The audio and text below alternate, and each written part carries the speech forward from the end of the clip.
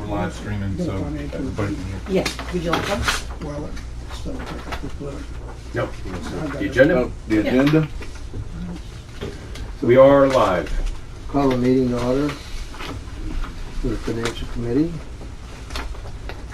And Darwin, Yeah, I've been, gone through quite a bit of the numbers. we have to accept the, Oh, before y'all, you have the agenda. Is there any additions or corrections to the agenda? no, sir. Anybody? Okay, so no objection. We'll proceed ahead with the agenda at hand. But anyway, from a cash standpoint, we are now at a record high of having cash. And at any time, we have 6,250,000 cash or cash equivalents on hand. We also made $500,000 in profit this last month. And the previous month, we made $400,000. So in 2 months, we have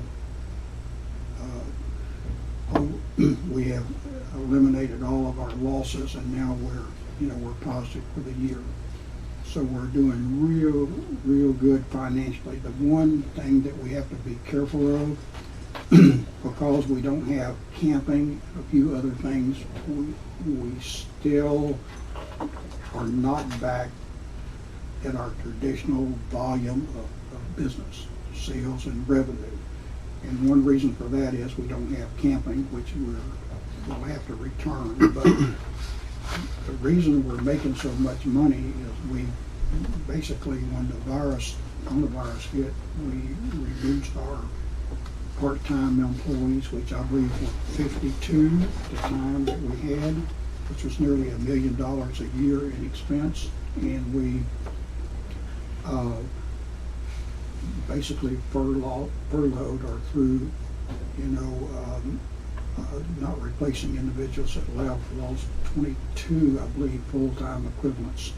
So as we add personnel back, we got to make sure that we add revenue back at the same time. And with that said, I think that pretty well covers, our financial situation.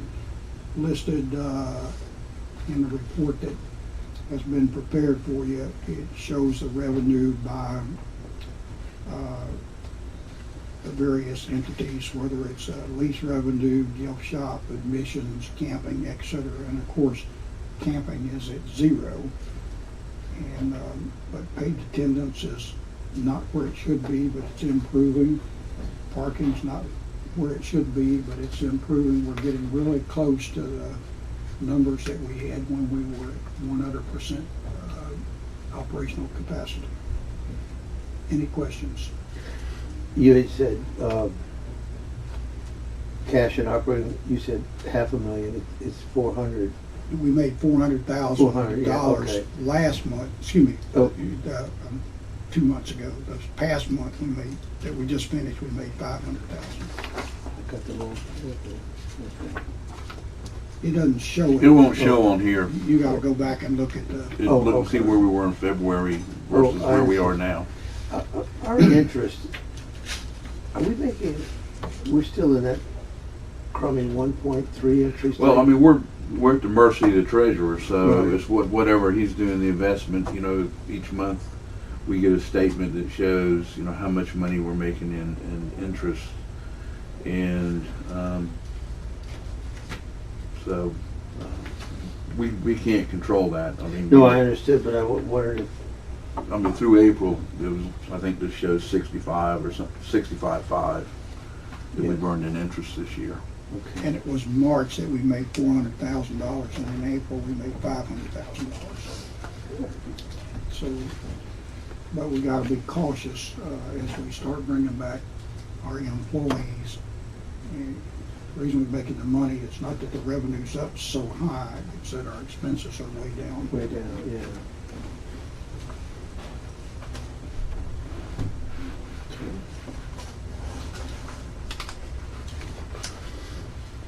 And I don't know if the budget by departments have been made, and I'm assuming at the main board meeting. What you do is you're gonna get a booklet like that. I mean, you know, like I told Mike the other day, and I'll tell you all, I mean, I'm not gonna prepare a budget presentation. Y'all get it today. Yeah. And as far as admin and the executive director, there's really been no change from the prior year. There's some adjustments in there because of the employer contributions going up and insurance rates going up, but all those are fixed costs. They're determined by the state. We have no control over those. Yeah, I noticed that, and the truth of the matter is the budget's really not to be approved until the next meeting. Yes, the next meeting. So we'll get the proposed budget at this meeting, and then it'll be voted on at the next board meeting. Yeah. And you know, the only thing that Mac used to, he didn't go into any detail really on the budget with anybody, but was, you know, go over the revenue projections. What we're doing for next year is being ultra conservative again, and we're projecting really the largest revenue streams, or single largest obviously, are admissions, gift shop, parking, camping, and you know, when you get your budget thing today, you'll see that we do have a figure in there for camping for next year. I think it's right around $650, but the other three that I mentioned, admissions, gift shop, and parking, are all driven by attendance. And what we've done is we've projected next year's attendance to be 65% of where it was in 2019, which, you know, we think we're probably safe with that, based on what's happened this spring.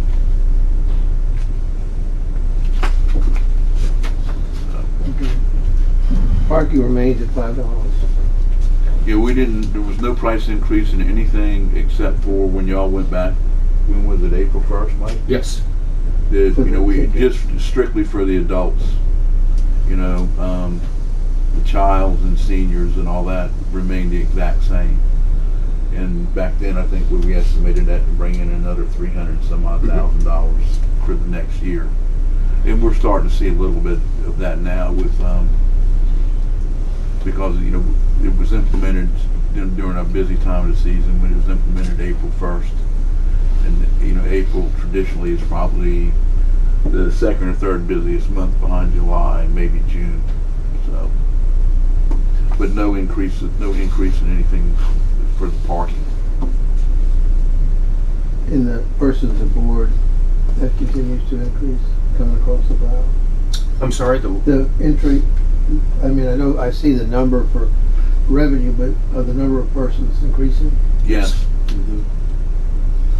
I mean, you'll see that number where it was roughly like 50% back at the beginning of the year, and it's gone up now to, it's close to 70% of 2019, which was the last full year we had.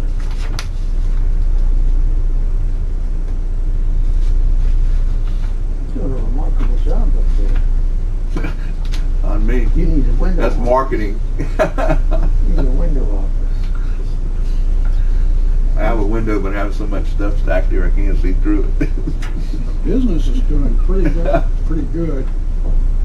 All we have to do is just make sure our revenue continues to come back as we head back into Yeah, I mean, and it's because of the expenses under control, and that budget that Mike has.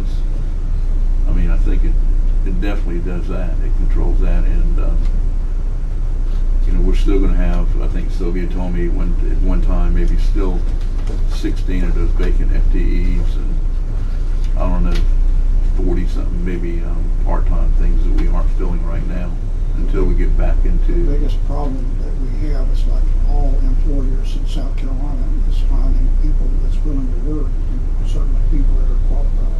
Well, you know, you talked to her yesterday, and she can tell you how easy it is to get people to come to work here. Lucky, I know Mike advertised for one job, and I think he advertised twice, and after doing do 2 searches, come up with 1 candidate. That's all it is. That's all? Just one applicant, right?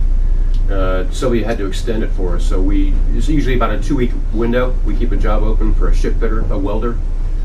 Received 1 applicant, called me when it was heads up. She's like, hey, I'm just going to extend it so you can get maybe a couple more guys. Waited it out. The same guy. Nope. That was it. 1 person. 1 guy. 1 person. Are these people old retired people, or are they young people, or are they people trying to get somewhere in the world, or are they No, they're not. I mean, just a welder? yeah. This guy's I think 32. he's like mid-30s, yeah, Yeah. something like that, somewhere around there. Probably went to industrial school or something. His particular story, not that it's that important. He currently fabricates Sealand containers, and he sees that slowing down, and he's afraid that his business or his corporation might start with layoffs. But he's fully qualified, good guy. So he passed the sniff test, and he starts June. Yeah. That's good. Have a streak of 1. Yes. One's better than none. One You and have a done. whole department organized to get that one guy. That's good. Play You know, golf. you can make $15.50 an hour just staying at home. Yep. I know Well, people, that's the problem. That's the people problem. working in our airport say, well, I'd make more money at home. Oh, yeah. That is a But fact. I You think they cut that Particularly if you have a 300. spouse that's drawing. Yeah. They have until the end of June, that's when that's supposed to take effect, that extra money. When they have- Oh, the end of June. I thought it was the 1st of June. You can work at the deli June counter 30th. for $19 an hour. Wow. $19 an hour to work at the deli counter at Harris Teeter. What? I'm not kidding you. I'm not kidding. $24 an hour to deliver stuff. Doesn't mind doing that. Well, we got off the rails. I'm sorry. Be careful as we're streaming. Well, is there any further Discussion. discussion? Move that we close the financial. Second. So. Okay. Motion approved. Can you just make a note that Chris and Terry were here? I did, I got it. Okay, you got it. Okay.